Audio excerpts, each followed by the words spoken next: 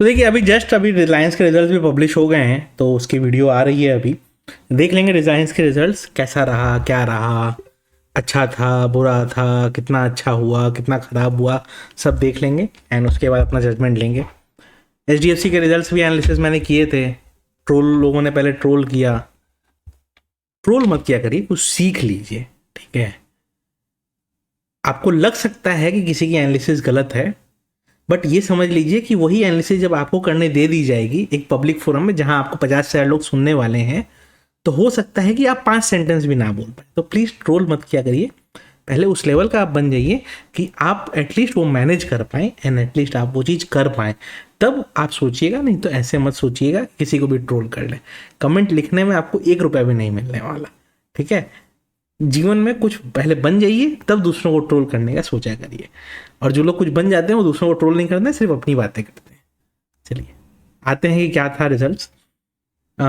ये जो इतने सारे हैं ना, ये सब इसकी सब्सिडरीज हैं, ठीक है, एंड एसोसिएट्स हैं। तो पूरा 3-4 पेज का लिस्ट ही होता है रिलायंस का सब्सिडरीज एंड एसोसिएट का। तो इनके ऑडिट थोड़ा काफ़ी कॉम्प्लिकेटेड होते हैं, मल्टीपल ऑडिटर्स भी इन्वॉल्व होते हैं and multiple auditors lower level पे कंसोलिडेट करते हैं, Chaturvedi Shah and company, and वही फिर ये आपके डेलॉयट हस्किन्स साइन करते हैं। तो काफ़ी चीज़ें रहती हैं। चलिए आते हैं रिजल्ट देख लेने। कंसोलिडेटेड एंड स्टैंडअलोन का मैंने लॉजिक समझाया था आपको उस दिन कि स्टैंडअलोन मतलब सिर्फ रिलायंस इंडस्ट्रीज लिमिटेड, कंसोलिडेटेड मतलब रिलायंस इंडस्ट्रीज लिमिटेड, उसके अंडर जितनी सब्सिडरीज हैं, जितने एसोसिएट्स हैं, सबका कंबाइन होके आएगा। That is what it is called consolidated financial statement. Standalone मतलब सिर्फ एक वो पर्टिकुलर कंपनी, उसमें जो बिजनेस हो उसकी सब्सिडरी नहीं। क्यों कंसोलिडेटेड देखते हैं? बिकॉज निफ्टी की पी वैल्यूएशन कंसोलिडेटेड पे होती है, तो हम भी अपने स्टॉक्स का कंसोलिडेटेड पे देखते हैं, ठीक है। क्लैरिटी आ गई। अब आते हैं बिजनेस पे, ठीक है। सिंपल रखते हैं, क्वार्टर एंडेड कंपेयर कर लेते हैं। अच्छा एक चीज़ ऐसा है, रिलायंस के बिजनेस में 3 मेन कंपोनेंट है। एक हो गया रिलायंस रिटेल। रिटेल मतलब उनके जो आपके डोमेस्टिक चेन्स हो गए, मतलब उनके ज्वेल्स हो गया, रिलायंस स्मार्ट हो गया, ट्रेंड्स हो गया, ये सब जितने रिटेल का सब कुछ है सब उसके अंडर आता है, उनका मॉल फॉल सब उसके अंडर आता है। एक हो गया रिलायंस जियो।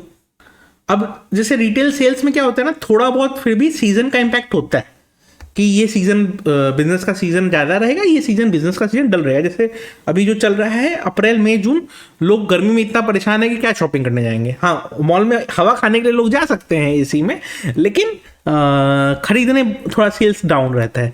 रियल सेल्स किसी भी कंपनी का उस समय ज़्यादा होता है, अक्टूबर नवंबर दिसंबर, जब festive season and wedding season दोनों कंबाइंड टाइम का रहता है। कुछ लोग बोलेंगे सर शादी तो मई में भी होती है, तो बेवकूफ़ होते हैं जो लोग मई में शादी करते हैं।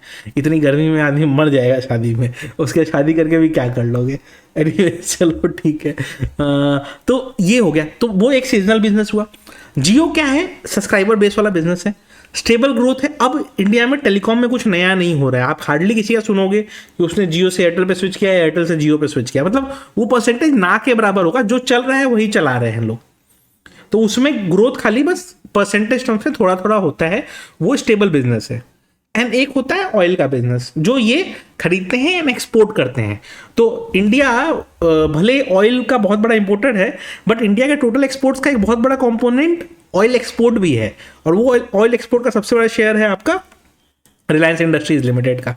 तो ये ध्यान रखिएगा आप लोग कि इंडिया ऑयल का इंपोर्ट तो करता है वो डोमेस्टिक कंजम्पशन के लिए, बट रिलायंस उसी ऑयल को खरीदता है एंड उसी को रिफाइन करके एक्सपोर्ट करता है। तो इंडिया का one of the biggest exporter में रिलायंस भी आता है, चूंकि वो सिर्फ ऑयल एक्सपोर्ट करता रहता है। ये हो गया आपका सिंपल। तो 3 पार्ट में इनके बिजनेस डिवाइड हो गए। इसको आप सेग्रीगेट करना है 100 पार्ट में सेग्रीगेट कर लीजिए, बट ये 3 मेन कंपोनेंट्स रहेंगे इनके, ठीक है। अब ऑयल वाला में कैसा है कि जब ऑयल के प्राइसेस हाई रहेंगे, इनके पास मार्जिन का थोड़ा सा स्कोप ज़्यादा रहेगा, क्योंकि देखिए मार्जिन एक परसेंटेज पे फिक्स होता है। अब वो जितना ऑयल का प्राइस हाई रहेगा मार्जिन उतना ज़्यादा मिलेगा, वैल्यू टर्म्स में, परसेंटेज टर्म्स में उतना ही मिलेगा। लेकिन अगर $100 पे आप निकालोगे 4%, और अगर $80 पे 4% निकालोगे तो $100 वाला ज़्यादा आएगा। तो अभी ऑयल के प्राइजेस भी लास्ट 6 महीने से स्टेबल हैं, तो वहाँ पे एक क्लैरिटी आ गई कि भाई ऑयल के प्राइजेस भी स्टेबल चल रहे हैं, तो परफॉर्मेंसेज आप इक्वेट कर सकते हो, अनइक्वेटेड प्राइसिंग नहीं दिखेगा। अब आते हैं परफॉर्मेंस का ग्रोथ पे, ठीक है। रेवेन्यू फॉर ऑपरेशन 2,27,000 या 2,28,000 करोड़ से 2,40,000 करोड़ हो गया है, और 2,31,000 टोटल इनकम 2,31,000 करोड़ से 2,45,000 करोड़ हो गया है। यानी कि ऑलमोस्ट 5% का रेवेन्यू ग्रोथ है। जैसा मैंने बताया कि 5% का टोटल रेवेन्यू ग्रोथ है। Considering the scale of Reliance 5% stable growth माना जाए। ऐसा मैंने आज वीडियो में भी बोला था ना, फ्लैटेस्ट ग्रोथ आएगा, ना खराब रहेगा ना अच्छा रहेगा। 5% का ग्रोथ है, तो हमारे जीडीपी भी ऑलमोस्ट 6.5% ग्रो कर रही है, तो ये भी 5% का रेवेन्यू ग्रोथ इन्होंने किया है। हमारी जीडीपी का one of the biggest contributor ये भी आता है, तो वो स्टेबल ग्रोथ में हम उसको काउंट कर सकते हैं, उसमें कोई इफ एंड बट नहीं है। तो 5.5% इनके साइज पे इट इज गुड एनफ। ठीक है, अब आते हैं इधर में। हाँ, अब रियल आया है आपका एक्सपेंसेस का पार्ट। अब चेंजेस इन इन्वेंट्री इन्होंने लास्ट क्वार्टर में मैनेज करके अपना प्रॉफिट तो बढ़ाया था, बट इस बार क्या हुआ है कि चूंकि इनका सेल्स बढ़ा है, इनके पास स्कोप था चेंज करने का, तो इन्होंने क्या किया, चेंजेस इन इन्वेंट्री को पॉजिटिव टर्म्स में रख दिया है, सो दैट क्या हो कि इनका जो मैनेज करने वाला जो जरूरत है उतना जरूरत नहीं है। तो एक्सपेंसेस इन्होंने इस बार थोड़े से ज़्यादा शो किए। ये थोड़ा बहुत ना इन्वेंट्री इन हैंड ये कंपनीज के हाथ में रहता है to an extent. Balance sheet end के समय आपको ही मालूम है 31 मार्च के समय जो लोग भी सेल्स में होंगे वो जानते होंगे कि किस तरीके से स्टॉक एक्युमुलेशन या स्टॉक को डिस्ट्रीब्यूट करने का वो टारगेट्स रहता है, तो वो थोड़ा सा हाथ में रहता है कंपनी के, वहाँ पे मैनेज की जा सकती है। तो इन्होंने थोड़े से एक्सपेंसेस इसलिए बढ़ाए क्योंकि इनके यहाँ से प्रॉफिट बढ़ा हुआ था, एक्सपेंसेस इन्होंने थोड़े से बढ़ाए। तो अगर आप देखेंगे तो बिफोर टैक्स प्रॉफिट में इनका ऑलमोस्ट वही 5-6% का ग्रोथ या 7-8% का ग्रोथ इन्होंने मैनेज किया है।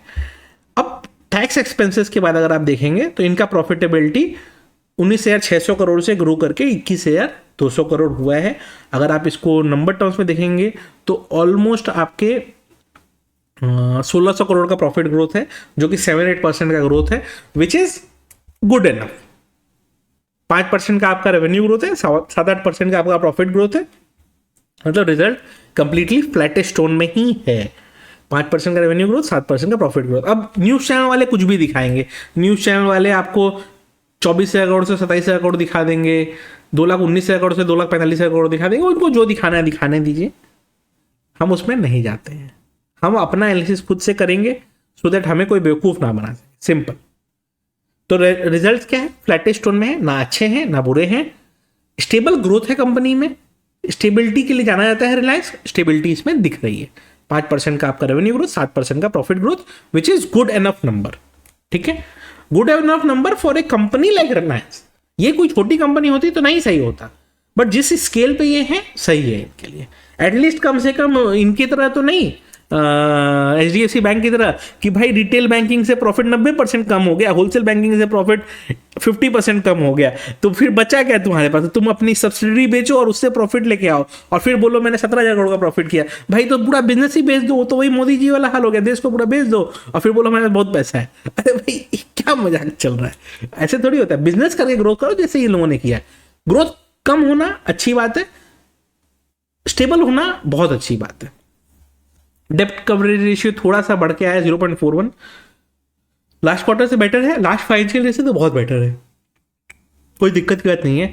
एक ये कंसर्न रहेगा, डेट सर्विस कवरेज रेशियो थोड़ा सा बढ़ रहा है। ये थोड़ा सा ना मेरे को भी रेशियोज में जनरली मैं इतना सोचता नहीं हूँ, लेकिन debt service coverage ratio, interest service coverage ratio थोड़ा सा बढ़ के आया है। इसका मतलब ये समझ में आता है कि कंपनी में जो डेट का पोर्शन है वो थोड़ा सा बढ़ा है।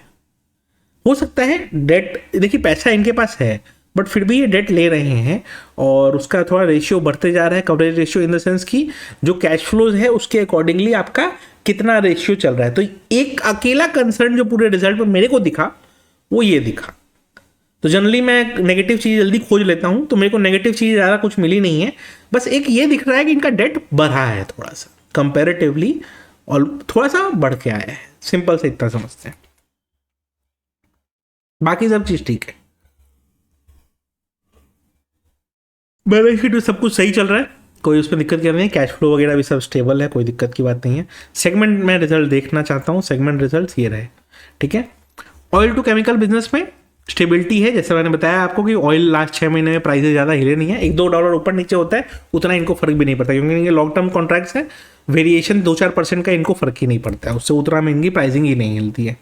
ऑयल टू गैस भी उतना ही स्टेबल है। रिटेल थोड़ा सा डिप लिया, जैसा मैंने आपको बताया ना कि इनका अक्टूबर नवंबर दिसंबर क्वार्टर थोड़ा सा बेटर होता है, और नॉर्मल ये वाला थोड़ा सा कम होता है। लेकिन चूंकि हमको सीजनल बिजनेस है, सीजनल बिजनेस हम ईयर ऑन ईयर देखेंगे, क्वार्टर ऑन क्वार्टर नहीं देखेंगे। क्यों? क्योंकि इसका सीजन का इंपैक्ट होता है। तो सीजन का इंपैक्ट के हिसाब से देखेंगे तो लास्ट क्वार्टर से देखेंगे तो 70,000 करोड़ से 76,000 करोड़ होता है कंपेयर टू दिसंबर क्वार्टर। दिसंबर क्वार्टर में क्या है, वेडिंग सीजन रहता है, दिवाली रहती है, होली मतलब दिवाली वगैरह सेल्स रहता है, दुर्गा पूजा वगैरह हो गया बंगाल में, तो वो सब के कारण क्या है, थोड़ा सा सेल ज़्यादा रहता है कंपेरेटिवली, इधर में थोड़ा सा कम रहता है। ठीक है, तो ये चीज़ आपके डिफरेंस रहेगा। तो इसको ईयर ऑन ईयर देखेंगे तो ग्रो हुआ है। डिजिटल सर्विसेज जिसमें जियो आता है, स्टेबल ग्रोथ है, नॉर्मल ग्रोथ चल रहा है, वैसे ही चल रहा है। अदर्स का इनका बहुत ज़्यादा ग्रो हुआ है मेरे हिसाब से। अदर्स में इनका बाकी सारा कुछ आता होगा, पता नहीं क्या सडन राइज है। ठीक है, तो ओवरऑल अगर इनका रिजल्ट्स भी देखेंगे तो रिजल्ट्स में भी स्टेबिलिटी है। ऑयल टू केमिकल में इनका प्रॉफिट बढ़ा है, रिटेल में थोड़ा सा मार्जिन कम हुआ है, नेचुरली कम होगा।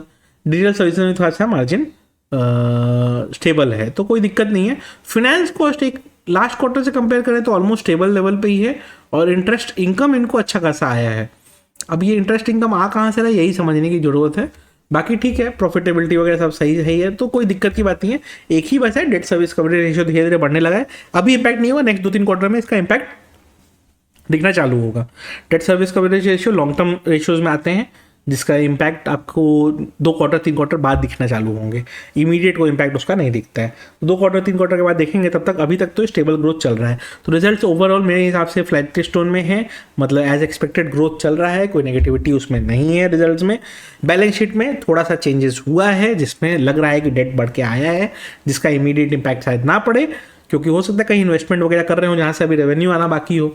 मतलब आप मान लो कोई प्लांट लगा रहे हो तो पैसा तो पहले लगेगा ना, रेवेन्यू उससे बाद में आएगा, तो उसके कारण के कवरेज रेशियो थोड़ा सा आपका डिक्लाइन कर जाता है। तो जब हो जाएगा तो देखते हैं, तो वो चीज़ है। ठीक है, तो ये हो गया। और तो मेरे हिसाब से कुछ नहीं है, बस ठीक है, ओके, नो इश्यूज, और तो कुछ है नहीं। वीडियो अच्छी लगी हो तो लाइक कर दीजिएगा।